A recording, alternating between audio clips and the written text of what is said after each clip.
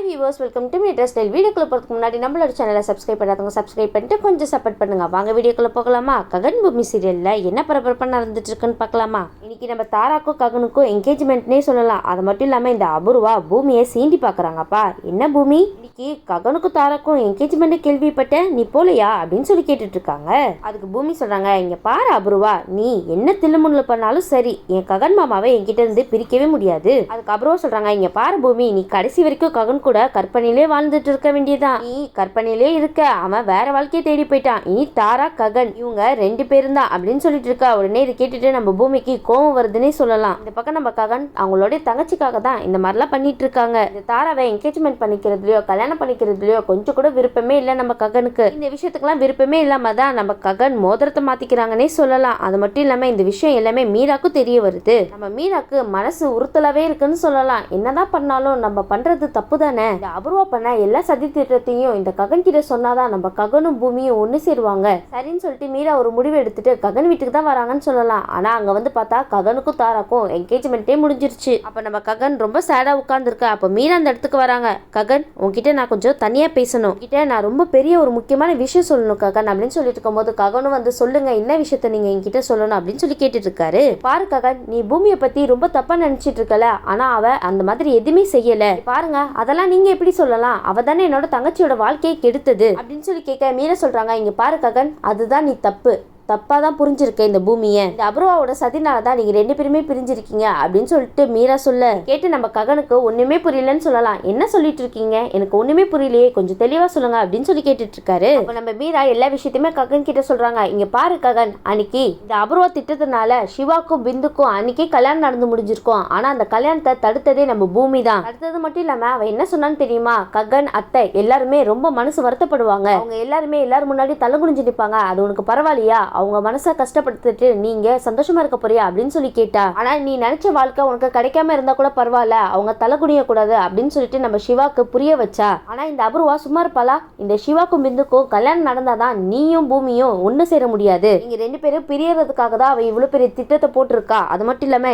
நீயும் அவனும் பிரியணும், உங்க 2 பேரோட வாழ்க்கையும் வீணா போகணும்னு நினைச்சுதான் பிந்துக்கும் சிவாக்கும் கல்யாணமே பண்ணி வச்சா. உடனே இது கேட்டுட்டு நம்ம ககனுக்கு தூக்கி வரி போடுச்சுன்னு சொல்லலாம். என்ன சொல்லிட்டு இருக்கீங்க நீங்க? அப்ப அன்னைக்கு அபூர்வா அந்த வீடியோ காமிச்சாலே அந்த வீடியோ எல்லாமே பொய்யா அப்படின்னு சொல்லி கேட்டுட்டு இருக்கா. ஆமா ககன், அந்த வீடியோல இருக்கிற எந்த விஷயமே உண்மை கிடையாது. அந்த வீடியோல எல்லா வயசையும் மாத்தி அபூர்வா உன்னை நல்லா ஏமாத்திருக்கானே சொல்லலாம். அவ சொல்றானே நீயும் பூமியை உன் வாழ்க்கையில இருந்து தூரமாக்கிட்டல. இது கேட்டுட்டு நம்ம ககன் ஓனா அழுறாங்கன்னே சொல்லலாம். அது மட்டும் இல்லாம மீரா சொல்றாங்க, இங்க பாரு ககன், இந்த அபூர்வா உன்னையும் பூமியும் எப்படியாவது பிரிச்சு ஆகணும் அப்படின்னு சொல்லிட்டு சிவாவை பிடிக்காட்டி கூட அந்த பிந்துக்கு கல்யாணம் பண்ணி வைக்கணும்னு நினைச்சா. அதே மாதிரி நடத்தி காமிச்சா அப்படின்னு சொல்லிட்டு எல்லா உண்மையும் நம்ம ககன் கிட்ட சொல்லிட்டாங்கன்னே சொல்லலாம். நம்ம ககன் அவங்க சொன்ன ஒரு விஷயத்தையுமே நினைச்சு அழுதுட்டு இருக்காங்கன்னே சொல்லலாம். ஐயோ, நான் ரொம்ப பெரிய தப்பு பண்ணிட்டேனே, பூமி மேல எந்த தப்புமே இல்ல, ஆனா அவ தான் எல்லா தப்புமே பண்ணா அப்படின்னு சொல்லி நினைச்சிட்டு இந்த மாதிரி அவளை என் வாழ்க்கையில இருந்தே தூரமாக்கிட்டேனே அப்படின்னு சொல்லிட்டு ரொம்ப ஃபீல் பண்ணிட்டு இருக்காருப்பா இந்த ககன். இப்ப ஃபீல் பண்ணி என்ன பண்றது ககன்? முன்னாடியே யோசிச்சிருக்கணும், பூமி எவ்வளவு தடவை அவங்க கிட்ட வந்து கெஞ்சிருப்பாங்க. அப்ப மீரா சொல்றாங்க, இங்க பாரு ககன், நீ தாராவை என்கேஜ்மெண்ட் பண்ணது ரொம்ப தப்பு. பூமி எந்த தப்புமே செய்யல,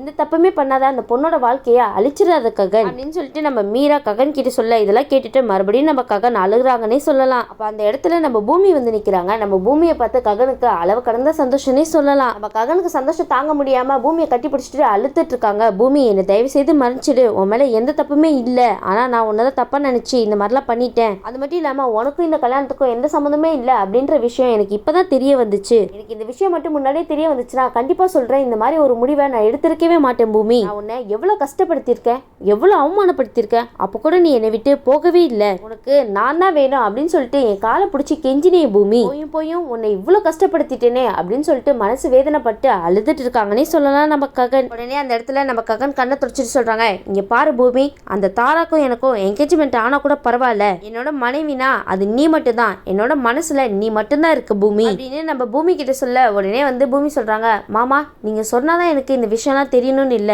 எனக்கு ஏற்கனவே தெரியும், உங்க மனசு ஃபுல்லா நான் தான் இருக்கேன், நான் மட்டும்தான் இருக்கேன். கண்டிப்பா ஒரு நாள் இல்லைன்னா ஒரு நாள் என்னை பத்தின உண்மை உங்களுக்கு தெரிய வரும் அப்படின்ட்டு நினைச்சிட்டு இருந்தேன். அது மட்டும் இல்லாம நீங்க எல்லா விஷயத்தையுமே புரிஞ்சுப்பீங்க அப்படின்னு நான் நம்பினேன். ஆனா இப்போ எல்லா விஷயத்தையுமே புரிஞ்சுக்கிட்டீங்க, எனக்கு ரொம்ப சந்தோஷமாமா அப்படின்னு சொல்லிட்டு இருக்காங்க. இந்த பக்கம் பார்த்தா நம்ம ககனும் பூமியும் ஒண்ணு சேர்ந்துட்டாங்கன்னே சொல்லலாம். ஆனா அந்த பக்கம் நம்ம தாரா என்கேஜ்மெண்ட் முடிஞ்சிருச்சுப்பா, இதுக்கப்புறம் என்ன கல்யாணம் தான் ககன் கூட அப்படின்னு சொல்லிட்டு சந்தோஷத்துல இருக்கிறாங்கன்னே சொல்லலாம். அப்பதான் இந்த விஷயம் நம்ம சாரதாக்கு தெரிய வருது. அப்ப நம்ம ககன் வந்து சாரதா கிட்ட சொல்றாங்க, அம்மா நான் என்னோட வாழ்க்கையில ரொம்ப பெரிய தப்பு பண்ணிட்டேமா, இந்த தாராவை என்கேஜ்மெண்ட் பண்ணிருக்கவே கூடாது. நான் பூமி மேல இருக்கிற கோவத்துல இந்த மாதிரிலாம் ஒரு தப்பு பண்ணிட்டேன். ஆனா எனக்கு இப்பதான் தெரிய வந்துச்சு பூமி மேல எந்த தப்புமே இல்லைன்னு. அப்ப நம்ம சாரதா சொல்றாங்க, இங்க பாரு ககன், தாரா நம்ம குடும்பத்துக்கு கரெக்டானவளே கிடையாது. என்கேஜ்மெண்ட் நடந்தா என்ன ககன், இதுக்கு போய் நீ அழுதுட்டு இருக்க, இன்னும் கல்யாணம் நடக்கல. கண்டிப்பா நான் சொல்றேன், இந்த கல்யாணத்தை நான் நடக்கவே விட மாட்டேன். நீ அழாத ககன், ககன் பூமி இவங்க 2 பேரும் தான், உங்க 2 பேரையுமே யாருனாலையுமே பிரிக்க முடியாது அப்படின்னு சொல்லிட்டு நம்ம சாரதா ககனுக்கு ஆறுதல் சொல்றாங்கன்னே சொல்லலாம். இந்த பக்கம் நம்ம ஏசிபி சார் எல்லா ஆதாரத்தையும் எடுத்துட்டு கோர்ட்ல சப்மிட் பண்ணலாம் அப்படின்னு சொல்லிட்டு வந்துட்டு இருக்கும் போது தான் நம்ம அபூர்வாக்கு எல்லா விஷயமே தெரிய வருது.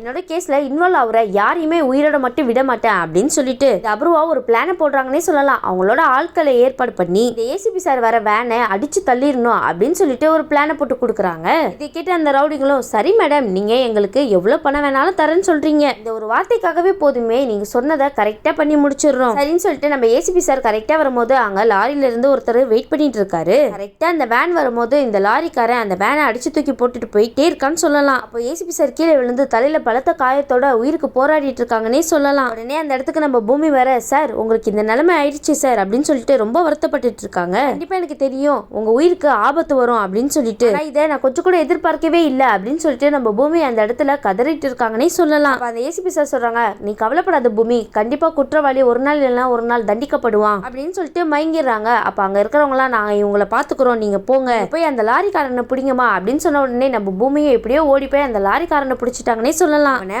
பிடிச்சது மட்டும் இல்லாம அவன் கண்ணுல மிளகாத்தூள் தூவி உத்தரவாதம் பண்றாங்கன்னே சொல்லலாம். ஒழுங்கு மரியாதையா உண்மையை சொல்லிடு, உண்மையை சொன்னா நீ இங்க இருந்து நல்லபடியா வெளியே போகலாம், இல்லன்னு வச்சுக்கோங்க இங்கேயும் உன்னோட கதையை முடிச்சு விட்டுருவேன் அப்படின்னு சொல்லிட்டு இருக்காங்க. உடனே இந்த மாதிரிலாம் யார் பண்ண சொன்னா என்கிட்ட சொல்லு அப்படின்னு சொல்லிட்டு அந்த ரவுடியை போட்டு அடின்னு அடிக்கிறாங்கன்னே சொல்லலாம். நம்ம பூமி உங்களுக்கு தெரியாதா இதுக்கு பின்னாடி யார் இருப்பாங்கன்னு, எல்லாம் இந்த அபூர்வா தான். அது மட்டும் இல்லாம நம்ம பூமி போலீஸ்க்கும் இன்ஃபார்ம் பண்ணிடுறாங்கன்னே சொல்லலாம். அந்த இடத்துக்கு போலீஸ் வர அப்ப அதிகாரிங்க சொல்றாங்க, மேடம் இவனை எப்படி விசாரிக்கணுமோ அப்படி விசாரிச்சு நாங்க உண்மையை வெளியே வர வைக்கிறோம், நீங்க கொஞ்சம் வெளியே இருக்கீங்களா அப்படின்னு சொல்லிட்டு நம்ம பூமியை வெளியே அனுப்பிடுறாங்கன்னே சொல்லலாம். பக்கம் நம்ம பூமி டென்ஷனா வீட்டுக்கு வர இந்த அபூர்வா கால் மேல கால் போட்டுட்டு கூலா உட்கார்ந்துட்டு இருக்காங்க. பூமி வந்து நேரா அவங்க கிட்ட போய் கேக்குறாங்க, ஏ அபூர்வா உனக்கு கொஞ்சமாவது அறிவு இருக்கா இல்லையா, அம்மா கேஸ்ல இன்வால்வ் ஆகுற எல்லாருமே இப்படி சாவடிச்சிட்டு இருக்க, இதுக்கு பாவத்துக்கு மேல பாவம் பண்ணிட்டே போயிட்டு இருக்க, உனக்கு கொஞ்சம் கூட அறிவு இருக்கா இல்லையா அப்படி இப்படின்னு சொல்லிட்டு பயங்கரமாவே நம்ம அபூர்வாவை திட்டுறாங்கன்னே சொல்லலாம். உடனே வந்து அபூர்வா கேக்குறாங்க, என்ன பூமி வாயெல்லாம் ரொம்ப நீளுது, என் முன்னாடி வந்து என்கிட்ட என்ன அடிக்கிறியா,